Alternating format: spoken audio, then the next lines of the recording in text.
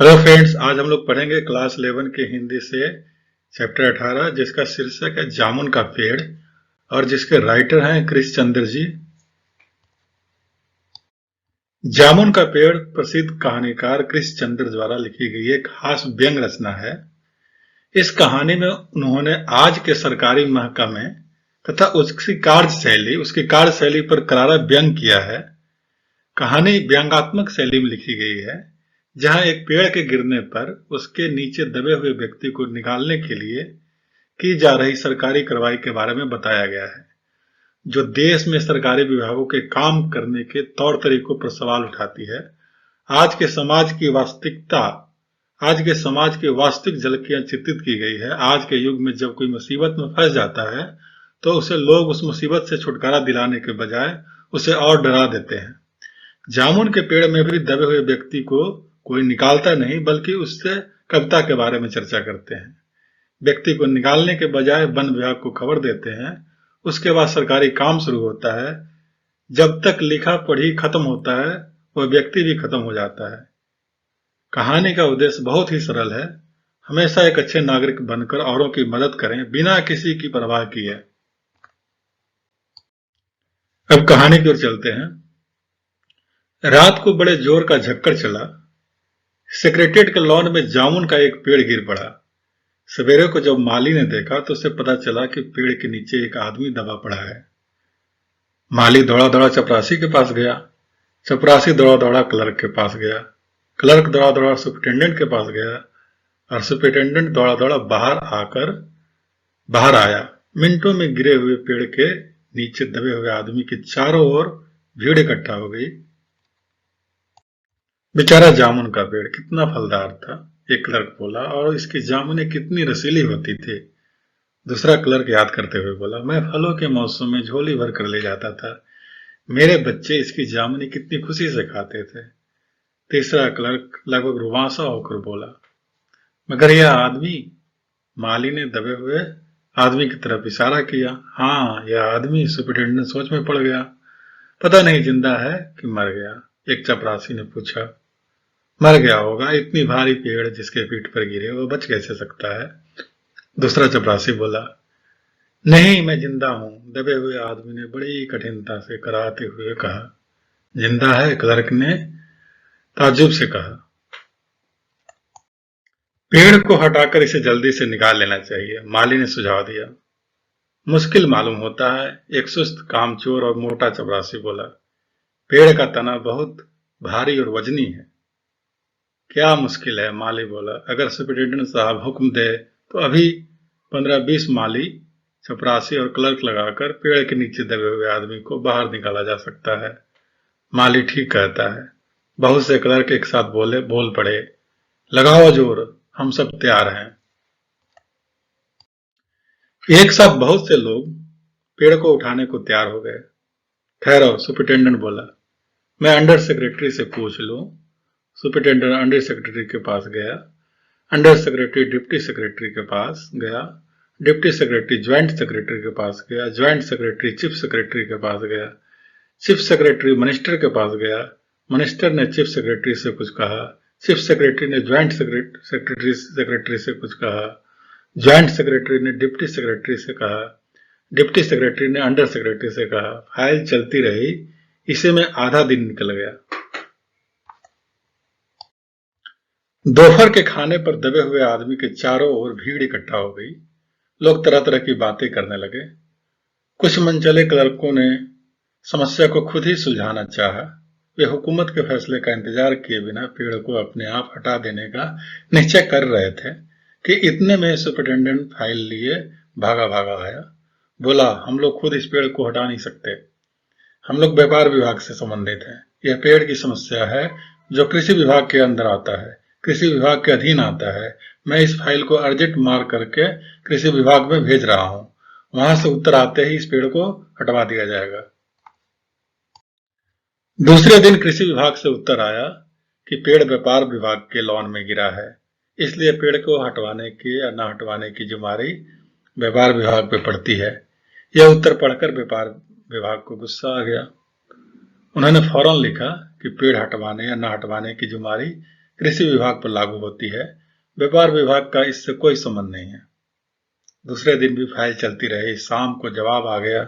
हम इस मामले को हॉर्टिकल्चर डिपार्टमेंट के हवाले कर रहे हैं, क्योंकि यह एक फलदार पेड़ है। एक फलदार पेड़ का मामला है और एग्रीकल्चर डिपार्टमेंट अनाज और खेती बाड़ी के मामलों में फैसला करने का हकदार है। जामुन का पेड़ चूंकि एक फलदार पेड़ है, इसलिए यह पेड़ हॉर्टिकल्चर डिपार्टमेंट के अंतर्गत आता है। रात को माली ने दबे हुए आदमी को दाल भात खिलाया, जबकि उसके चारों तरफ पुलिस का पहरा था। कहीं लोग कानून को अपने हाथ में लेकर पेड़ को खुद हटाने की कोशिश में न लग जाएं।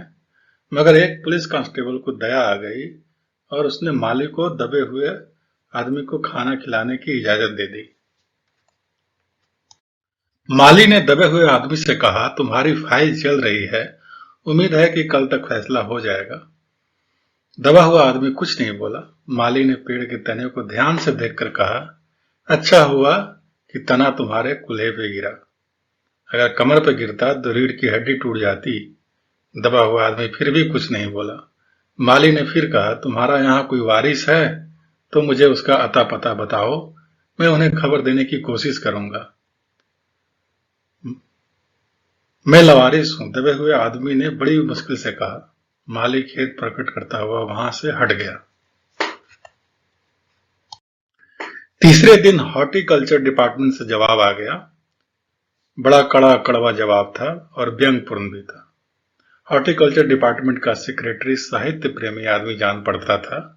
उसने लिखा था, आश्चर्य है, इस समय जब हम पेड़ लगाओ स्कीम ऊंचे स्तर पर चला रहे हैं, हमारे देश में ऐसे सरकारी अफसर मौजूद हैं जो पेड़ को काटने का सुझाव देते हैं, और वो भी एक फलदार पेड़ को, और वो भी जामुन के पेड़ को, जिसके फल जनता बड़ा चाव से खाती है। हमारा विभाग किसी भी हालत में इस फलदार वृक्ष को काटने की इजाजत नहीं दे सकता। अब क्या किया जाए? इस पर एक मनचले ने कहा, अगर पेड़ काटा नहीं जा सकता तो इस आदमी को ही काट के निकाल दिया जाए। यह देखिए, उस आदमी ने इशारे से बताया, अगर इस आदमी को ठीक से बीच में यानी धड़ से काटा जाए तो आधा आदमी इधर से निकल जाएगा और आधा आदमी बाहर से आ जाएगा और पेड़ वहीं के वहीं रह जाएगा, मगर इस तरह से तो वो मर जाएगा। दबे हुए आदमी ने आपत्ति प्रकट करते हुए कहा, यह भी ठीक कहता है। वह क्लर्क बोला। आदमी को काटने वाली युक्ति प्रस्तुत करने वाले ने भरपूर विरोध किया। आप जानते नहीं प्लास्टिक सर्जरी कितनी उन्नति कर चुकी है। मैं तो समझता हूं कि अगर इस आदमी को बीच से काट के निकाल लिया जाए तो प्लास्टिक सर्जरी से धड़ के स्थान पर इस आदमी को फिर से जोड़ा जा सकता है। इस बार फाइल को मेडिकल डिपार्टमेंट भेज दिया गया। मेडिकल डिपार्टमेंट ने फौरन एक्शन लिया और जिस दिन फाइल उसके विभाग में पहुंची, उसके दूसरे ही दिन उन्होंने अपने विभाग के सबसे योग्य प्लास्टिक सर्जन छानबीन के लिए भेज दिया। सर्जन ने दबे हुए आदमी की अच्छी तरह से टटोला, उसका श्वास देखकर खून का दबाव देखा, नाड़ी की गति को परखा, दिल और फेफड़ों की जांच करके रिपोर्ट भेज दी कि इस आदमी का प्लास्टिक ऑपरेशन हो सकता है और ऑपरेशन सफल भी होगा, मगर आदमी मर जाएगा। इसलिए यह फैसला भी रद्द कर दिया गया। रात को माली ने दबे हुए आदमी के मुंह में खिचड़ी डालते हुए उसे बताया कि अब मामला ऊपर चला गया है। सुना है कि कल सेक्रेटरीट के सारे सेक्रेटरीटों की मीटिंग होगी, उसमें तुम्हारा केस रखा जाएगा। उम्मीद है कि सब ठीक हो जाएगा। दबा हुआ आदमी एक आह भरकर बोला, ये तो माना कि तगाफुल न करोगे, लेकिन खाक हो जाएंगे हम तुमको खबर होने तक। माली ने अचंभे मुंह से उंगली दबा ली और चकित भाव से बोला, क्या तुम शायर हो? दबे हुए आदमी ने धीरे से सिर हिलाया। दूसरे दिन माली ने चपरासी को बताया, चपरासी ने क्लर्क को बताया, क्लर्क ने हेड क्लर्क को बताया। थोड़ी देर में सेक्रेटरीट में अफवाह फैल गई कि दबा हुआ आदमी शायर है। बस फिर क्या था, लोगों का झुंड के झुंड शायर को देखने के लिए उमड़ पड़ा। उसकी चर्चा शहर में फैल गई और शाम तक गली गली में शायर जमा होने लगे। सेक्रेटरीट का लॉन भांति भांति के कवियों से, तरह तरह के कवियों से भर गया और दबे हुए आदमी के चारों ओर कवि सम्मेलन जैसा वातावरण उत्पन्न हो गया। सेक्रेटरीट के कई क्लर्क और अंडर सेक्रेटरीट तक जिन्हें साहित्य और कविता से लगाव था, रुक गए। कुछ शायर दबे हुए आदमी को अपनी कविताएं और दोहे सुनाने लगे। कई क्लर्क उसको अपनी कविता पर आलोचना करने को मजबूर करने लगे। जब यह पता चला कि दबा हुआ आदमी एक कवि है, तो सेक्रेटेरिएट की सब कमेटी ने फैसला किया कि चूंकि दबा हुआ आदमी एक कवि है, इसलिए इस फाइल का संबंध न एग्रीकल्चर डिपार्टमेंट से है, न हॉर्टिकल्चर डिपार्टमेंट से है, बल्कि सिर्फ कल्चर डिपार्टमेंट से है। कल्चर डिपार्टमेंट से अनुरोध किया गया कि जल्द से जल्द मामले का फैसला करके अभागे कवि को इस फलदार पेड़ से छुटकारा दिलाया जाए। फाइल कल्चर डिपार्टमेंट के अनेक विभागों से गुजरती हुई साहित्य अकादमी के सेक्रेटरी के पास पहुंची। बेचारा सेक्रेटरी उस समय अपनी गाड़ी में सवार होकर सेक्रेटेरिएट पहुंचा और दबे हुए आदमी से इंटरव्यू लेने लगा। तुम कवि हो? उसने पूछा। जी हां, दबे हुए आदमी ने जवाब दिया। किस उपनाम से शोभित हो? ओस। ओस? सेक्रेटरी ने जोर से चीखा। क्या तुम वही ओस हो जिसका गद्य संग्रह ओस के फूल अभी हाल में प्रकाशित हुआ है? दबे हुए कवि ने हुंकार में सिर हिलाया।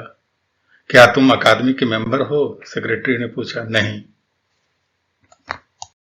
आश्चर्य है, सेक्रेटरी जोर से चीखा। इतना बड़ा कवि, ओस के फूल का लेखक, और हमारी अकादमी का मेंबर नहीं? उफ, कैसी भूल हो गई हमसे। कितना बड़ा कवि और कैसी अंधेरी गुमनामी में दबा पड़ा है। गुमनामी में नहीं, एक पेड़ के नीचे दबा हूं। कृपया मुझे इस पेड़ के नीचे से निकालिए, अभी बंदोबस्त करता हूं। सेक्रेटरी फौरन बोला और फौरन उसने अपने विभाग में रिपोर्ट भेज दी।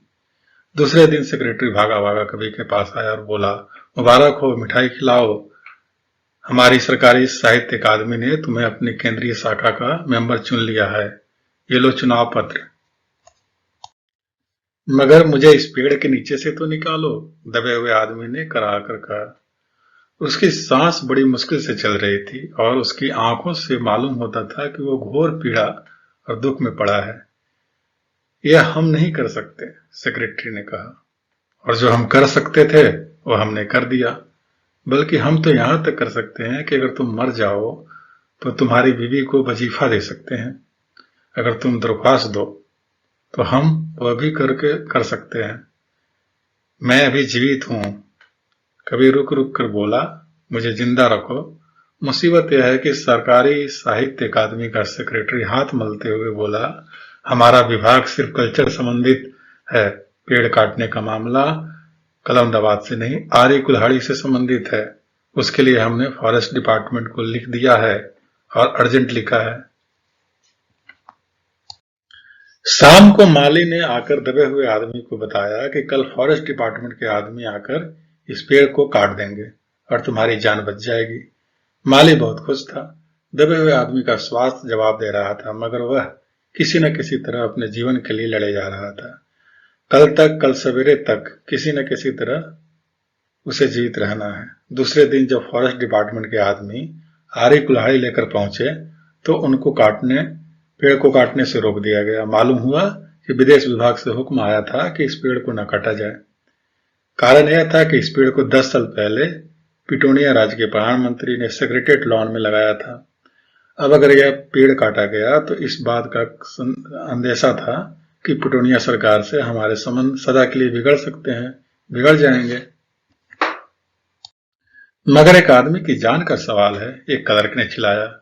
दूसरी ओर 2 राज्यों के संबंध का सवाल है, दूसरे क्लर्क ने पहले क्लर्क को समझाया। अरे अभी तो समझो कि पिटोनिया सरकार हमारे राज्य को कितनी सहायता देती है। क्या हम उसकी मित्रता के खातिर एक आदमी के जीवन का भी बलिदान नहीं दे सकते? कवि को मर जाना चाहिए, निसंदेह। अंडर सेक्रेटरी ने सुपरिटेंडेंट को बताया, आज सवेरे प्रधानमंत्री दौरे से वापस आ गए हैं। आज 4 बजे विदेश विभाग को इस पेड़ की फाइल उनके सामने पेश करेंगे। जो फैसला देंगे वो सबको स्वीकार होगा। शाम के 5 बजे स्वयं सुपरिटेंडेंट कवि की फाइल को लेकर उसके पास आया। सुनते हो? आते हुए खुशी से फाइल को हिलाते हुए चिल्लाया, प्रधानमंत्री इस पेड़ को काटने का हुक्म दे दिया और इस सारी अंतर्राष्ट्रीय जिम्मेदारी अपने सिर पे ले ली। कल यह पेड़ कट जाएगा और तुम इस संकट से छुटकारा हासिल हो जाएगा। सुनते हो? आज तुम्हारी फाइल पूर्ण हो गई। मगर कभी का हाथ ठंडा था, आंखों की पुतलियां निर्जीव और चींटियों की एक लंबी कतार, एक लंबी पात उसके मुंह में जा रही थी। उसके जीवन का फाइल भी पूरा हो चुका था। इसके साथ ये वीडियो खत्म होता है। ये वीडियो आपको कैसा लगा नीचे कमेंट्स बॉक्स में लिख के जरूर बताएं। अगर आपको ये पसंद आया हो तो लाइक कीजिए, साथ के साथ चैनल को सब्सक्राइब कीजिए। अगर सब्सक्राइब कर लिया है तो थैंक यू, साथ के साथ वीडियो देखने के लिए भी थैंक यू। मिलते हैं अगले वीडियो में।